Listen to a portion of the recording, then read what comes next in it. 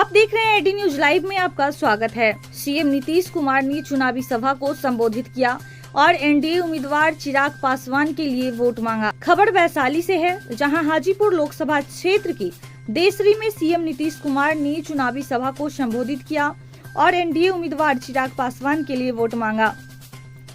वहीं चिराग पासवान ने भी नीतीश कुमार का पैर छूकर आशीर्वाद लिया। इस नीतीश कुमार ने कांग्रेस और तेजस्वी यादव पर जमकर हमला बोला। उन्होंने कहा कि हम लोग ने बिहार के लिए बहुत कुछ किया, लेकिन वह कुछ नहीं कर रहा था, खाली उल्टा पुल्टा कर रहा था, इसलिए उसको भगा दिए। उन्होंने कहा कि अब इधर आ गए, अब कहीं नहीं जाएंगे।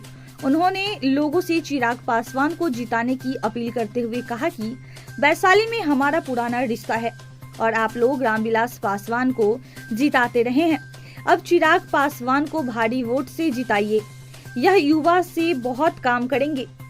वहीं उन लोगों ने कहा कि नरेंद्र मोदी फिर से प्रधानमंत्री बनेंगे।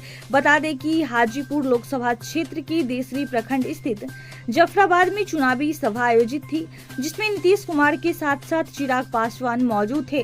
वहीं एनडीए के नेता भी मंच पर मौजूद थे, जिन्हें देखने और सुनने के लिए लोगों की भारी भीड़ पहुंची थी। 5वीं सबसे बड़ी अर्थव्यवस्था भारत बना है तो ये देश हमारे प्रधानमंत्री आदरणीय नरेंद्र मोदी जी की है। जहाँ देश में अर्थव्यवस्था मजबूत हो रही है तो वहीं हमारे मुख्यमंत्री जी के नेतृत्व में बिहार में भी आर्थिक मजबूती हाल फिलहाल के आने वाले वर्षों में और मजबूती से हम लोग देखने का हम लोग काम करेंगे। साथियों, आज की तारीख में जहाँ देश में 3 चरण के चुनाव हो चुके हैं, इन 3 चरण के चुनाव में एक बात स्पष्ट करती है कि जब 4 तारीख को ईवीएम मशीन खुलेंगी तो हमारे मौजूदा प्रधानमंत्री आदरणीय नरेंद्र मोदी जी तीसरी बार देश के प्रधानमंत्री बनने की शपथ लेने जा रहे हैं। उसमें कहीं कोई संदेह नहीं। और ये बात भी तय है कि लोकसभा चुनाव के बाद जब बिहार में विधानसभा के चुनाव होंगे तो बिहार में भी एनडीए की सरकार बनने जा रही है, इसमें भी कहीं कोई संदेह नहीं है। ऐसे में साथियों, ये वो डबल इंजन की सरकार होगी जो बिहार को विकास की राह पर मजबूती देगी। जहाँ केंद्र की तमाम योजनाएं महिलाओं से जुड़ी हुई, उनके सम्मान से जुड़ी हुई, शौचालय से लेकर उज्ज्वला तक, या कोई गरीब व्यक्ति आर्थिक अभाव में इलाज से वंचित न रह जाए, 5-5 लाख रुपए तक का मुफ्त इलाज आयुष्मान के माध्यम से हो, या जिस तरीके से हमारे प्रधानमंत्री जी ने हमारी सरहद, हमारी सीमाओं को सुरक्षित रखने का काम किया, अंतरिक्ष के माध्यम से भी विकास के कार्यों को गति दी। आज हम लोगों की ये डबल इंजन की सरकार उनके हर कार्य को मजबूती से धरातल पर उतारने का कार्य करे। हमारे मुख्यमंत्री आदरणीय नीतीश कुमार जी के नेतृत्व में आज बिहार तीव्र गति से विकास की राह पर आगे बढ़ने का कार्य करे। ऐसे में साथियों, ये आग्रह आप लोगों से करने आए कि कुछ लोग हैं ऐसे जो भ्रम फैलाएंगे, जो गठबंधन बनाकर आप लोगों के बीच आएंगे आप लोगों का मत हासिल करने के लिए। पर ये याद रखने की जरूरत है आप सबको, कौन है ये लोग? ये वही लोग हैं जो 90 के दशक में लाठी में तेल पिलाने का काम करते थे और उसी लाठी में हम लोगों के ऊपर चलाने का काम करते थे। ये वही लोग हैं जो नौकरी के बदले आप लोगों की जमीन जायदाद लिखवाने का काम करते थे।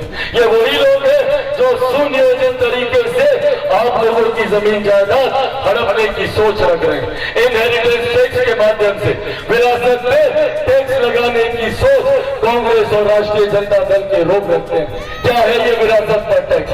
आप लोगों की जितनी संपत्ति है, जितनी जायदाद है, गरीब किसान की छोटी जमीन हो या गरीब मजदूर की थोड़ी सी संपत्ति, या हमारी माताओं बहनों का गहना जेवर जो भी हो, उसका 55% हिस्सा कांग्रेस और राजद के लोग अपने खजाने में भरने की नीयत के साथ इस योजना का निर्माण कर रहे हैं। इसीलिए साथियों, ये आग्रह करने आया, जहाँ एक तरफ आप लोगों की जमीन जायदाद ये लोग लूटने की सोच रख रहे हैं, तो वहीं दूसरी हटा दिए। ये क्या है, नहीं करते तो नहीं कर सकते, सीमा में रहते थे नहीं जो है। और उसके बाद हम कुछ नहीं कि आवाज कर बोलता है कि हम जाति आधारित गणना कराएंगे। ये कुछ किया है हम लोग तो जाति आधारित गणना के साथ साथ सबकी आर्थिक स्थिति का अध्ययन कराए।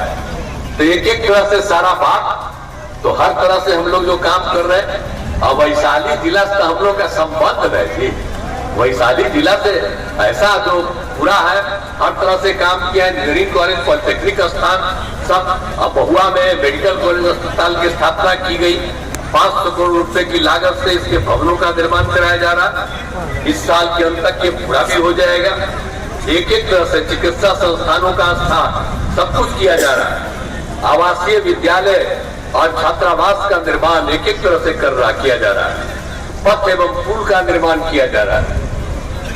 और वैशाली में बुद्ध सम्यक दर्शन संग्रहालय, अब इतना चाहते तो आप जानते हैं ना भाई, हमारा तो बुद्ध सम्यक दर्शन संग्रहालय से जो रिश्ता है वो हम करिए न रहे। और कहा कि हम मंत्रिया यहीं पर बैठा हुआ, तो अभी तो पूरा हुआ नहीं। हमको तो बड़ा अफसोस है, हम तो बराबरे जाते हैं, लेकिन जरा पूरा हो जाए एक एक काम के लिए। तो हम तो लगे हुए हैं पूरे जगह पर। तो पूरे तौर पर जहां कहीं भी वैशाली में कुछ भी होना है, हम लोग कोई काम को छोड़ते नहीं है। हम लोगों का तो काम ही है विकास का काम हो, हर प्रकार से आगे बढ़े और लोग आगे बढ़ेंगे। और उसके अलावे आज जो यहाँ पर हम मीटिंग में आपके आए हैं, सब जगह पर क्या है, तो यहाँ पर आए हैं केसरी प्रखंड में। अब यहाँ पर भी सब काम हुआ, स्वास्थ्य का क्षेत्र बना है, पतों पुलों का निर्माण, सब तरह से। केसरी में फलों के लिए सेंटर हाई एक्सीलेंस की स्थापना की गई है। हर प्रकार से काम करवा रहे हैं। हम आपको आश्वस्त करना चाहते हैं, हम लोग तो बराबर घूमते ही रहते हैं। तो इस चुनाव के बाद भी अगर कहीं कोई किसी चीज की कमी रहेगी तो उसको तो पूरा करवे ना करेंगे हम लोग तो पूरे तौर पर करेंगे। और अब आप जानते हैं कि अब हम लोग फिर अपना पुराना जगह पर आ गए। अब कहीं इधर उधर नहीं, सब दिन के लिए रहेंगे। और हम तो यही कहेंगे, श्रद्धेय नरेंद्र मोदी जी जो प्रधानमंत्री हैं वो फिर से बनेंगे। और हम लोगों की तो इच्छा एक ही रहेगी कि आप पूरे तौर पर चिराग पासवान को भारी वोट से जिताइए। तो हम लोगों की इच्छा क्या है कि 40 सीट बिहार का 40 सीट हम लोग जीतेंगे और देश भर में 400 से भी ज्यादा सीट जीतेंगे। और आदरणीय नरेंद्र मोदी जी फिर प्रधानमंत्री बनेंगे और फिर देश का विकास होगा। बिहार का कोई भी काम पीछे नहीं रहेगा, हर तरह से होगा।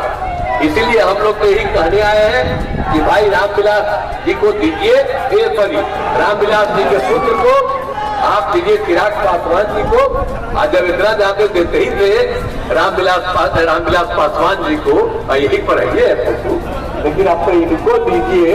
अभी तो नौजवान है, ये आगे बढ़ेगा और खूब काम करेगा, खूब अच्छा काम करेगा। इसीलिए हम तो ही करेंगे। कोई जिताइएगा ना, हाथ उठा के बताइए, कोई जिताइएगा ना? अरे हाथ